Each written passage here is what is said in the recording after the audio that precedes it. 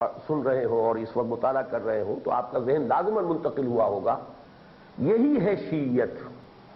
اور اس کا امامت معصومہ کا تصور، جو اگرچہ اس وقت کے ہمارے شیعوں میں تو موجود نہیں ہے، اس لیے کہ امام حاضر نہیں ہے، غائب ہے۔ ان کا تو 12ویں امام جو تھے بقول ان کے، وہ اس خیال سے 11ویں امام جو تھے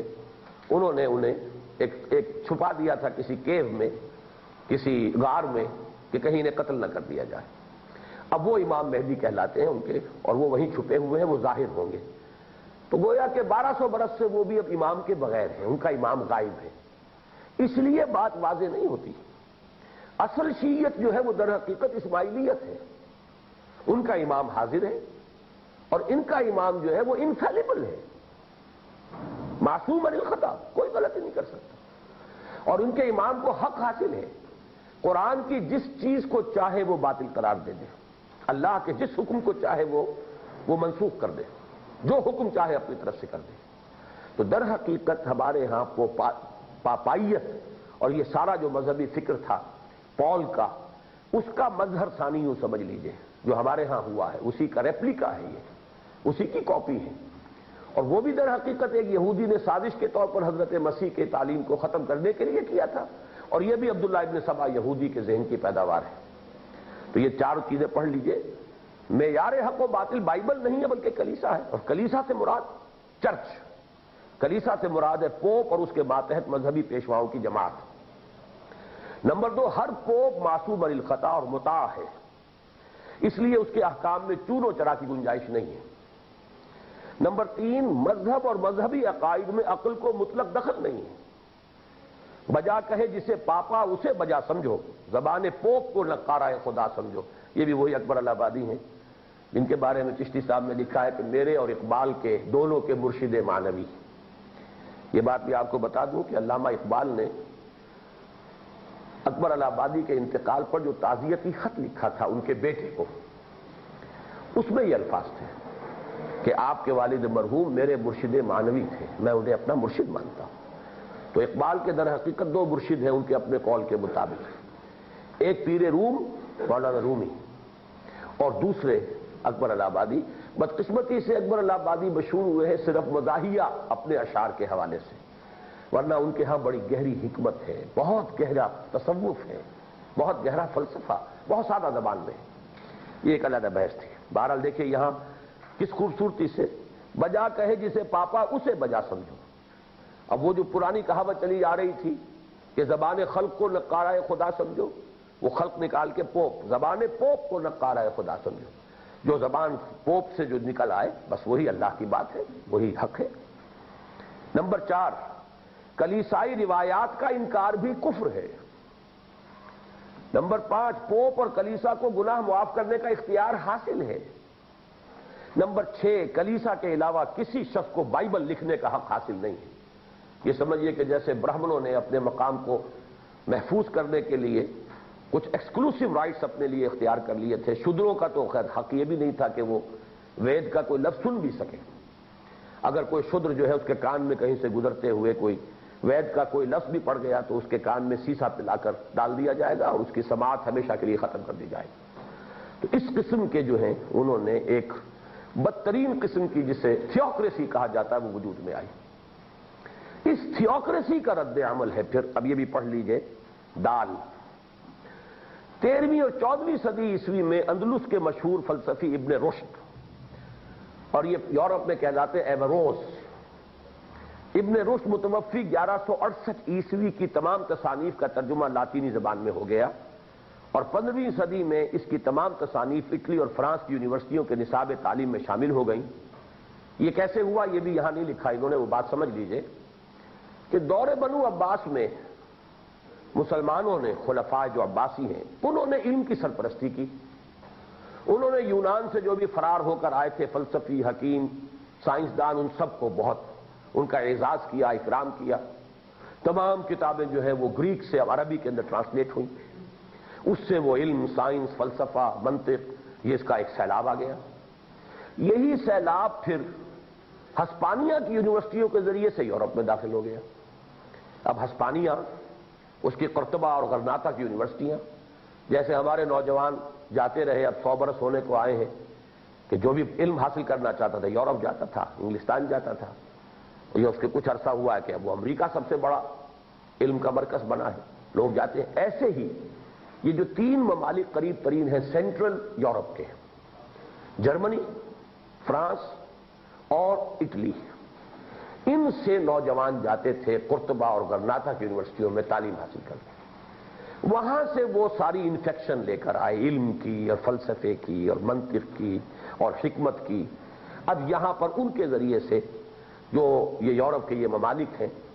ان کے اندر اب شروع ہوا وہ پھر دوبارہ علم کا ایک چرچا، تصادم شروع ہو گیا۔ پھر یہ در حقیقت اس کا ذکر کر رہے ہیں۔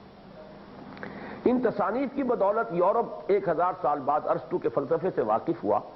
اور اس کی وجہ سے یورپ میں 16ویں صدی میں 2 تحریکیں رونما ہوئیں، جن کا نام احیاء العلوم رینیسنس اور اصلاح کلیسا یعنی ریفرمیشن ہے۔ چنانچہ رومن کیتھولک کلیسا، جس کے خلاف لوتھر نے صدائے احتجاج بلند کی، اس بات کا معترف ہے کہ لوتھر بڑی حد تک ابن رشد کے فلسفے سے متاثر ہوا تھا۔ میری تحقیق بھی یہی ہے کہ لوتھر کے دماغ میں کلیسا کی اصلاح کا خیال ابن رشد کی تصانیف کے مطالعے سے پیدا ہوا۔ اب یہ جو رینیسنس ہوا ہے، تحریک احیاء العلوم، تو نئے علم جب اب مدون ہوئے اور ترقی ہوئی اور سائنس بڑھی، تو اس میں ایک رد عمل کے طور پر نفرت حقیقت میں تو ہونی چاہیے تھی پاولزم کے خلاف، چرچ کے خلاف، لیکن یہ کہ جذبات تو اندھے ہوتے ہیں، اور جذبات میں آ کر جو بھی انسان قدم اٹھاتا ہے اس میں وہ، جس کو کہا جاتا ہے کہ گیہوں کے ساتھ گھن بھی پستا ہے، تو وہ جو بنیادیں تھیں ان سب کو انہوں نے پامال کیا، خدا، آخرت، وحی۔ میں اسے یوں کہا کرتا ہوں کہ جب آدمی بہت زیادہ کسی رد عمل کا شکار ہو جائے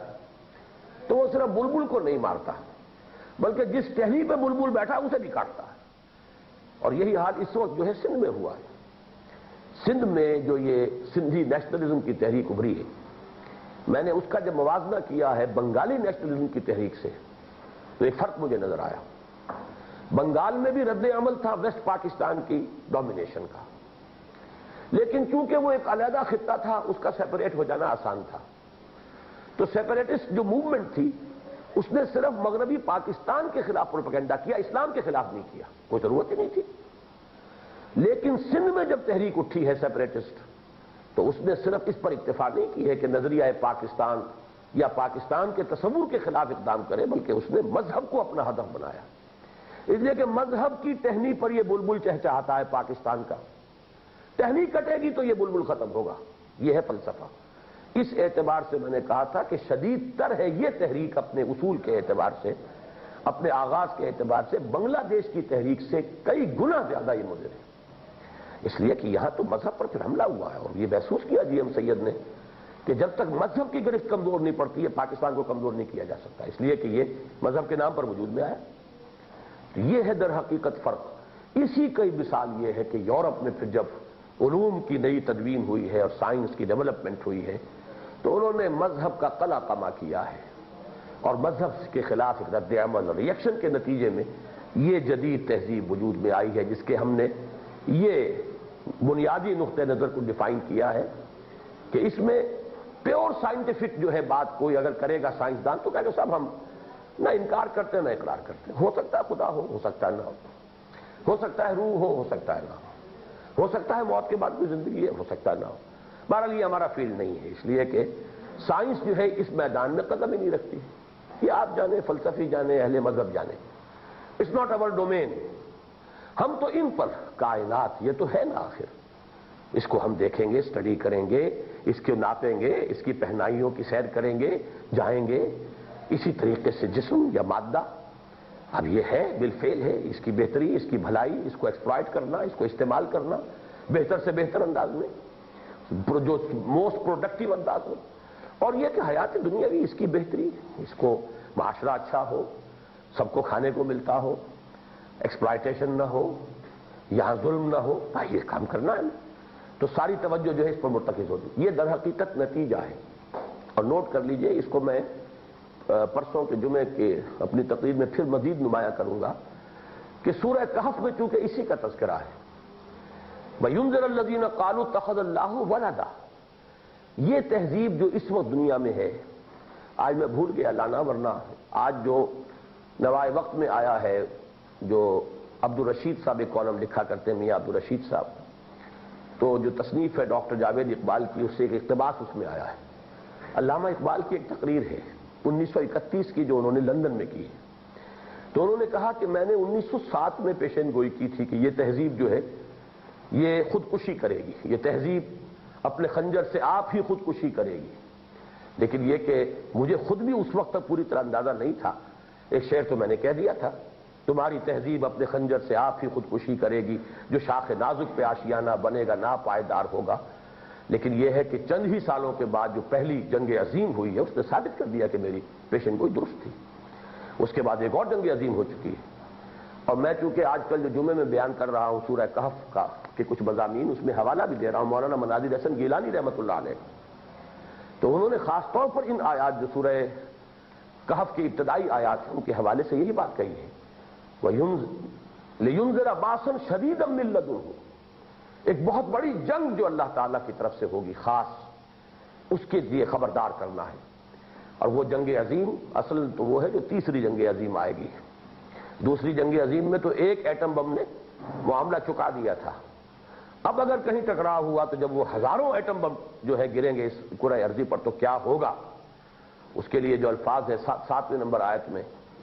وَإِنَّا لَجَاعِلُونَ مَا عَلَيْهَا صَعِيدًا جُرُزًا، ہم تو زمین کے اوپر جو کچھ ہے اسے بالکل بلیا پیش کر کے رکھ دیں گے، زمین چٹی نکل آئے گی، کچھ نہیں ہوگا اس کے اوپر۔ تو یہ قیامت کے بارے میں بھی ہے، لیکن اس سے پہلے جہاں بھی کہیں یہ ایٹامک وار ہوئی تو یہی ہوگا، حیات کا کوئی وجود نہیں رہے گا آس پاس۔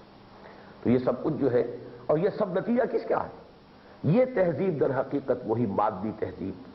اور جو رد عمل ہے اس عقیدہ ولدیت کا، حضرت مسیح کو خدا کا بیٹا قرار دے کر تثلیث جیسا ایک خالص غیر منطقی اور غیر معقول عقیدہ ایجاد کیا گیا، جو اس کے بعد پھر یہ کہ پاپائیت کا نہایت مستبد نظام دنیا کے اندر آیا، اس کے نتیجے میں رد عمل پیدا ہوا کہ مذہب اور روحانیت کی نفی ہو گئی، مادی ترقی انسان کی آسمان تک پہنچ رہی ہے، مذہب اور روحانیت کا جو ہے بالکل جنازہ نکل چکا ہے۔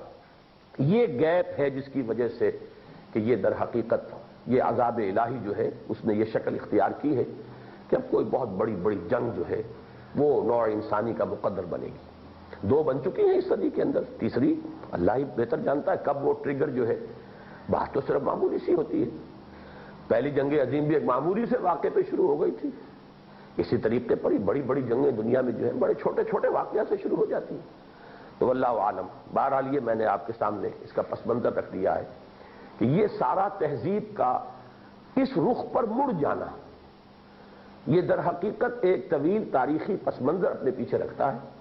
اور وہ ہے وہ عیسائیت کا عقیدہ اور اس کے نتیجے میں رد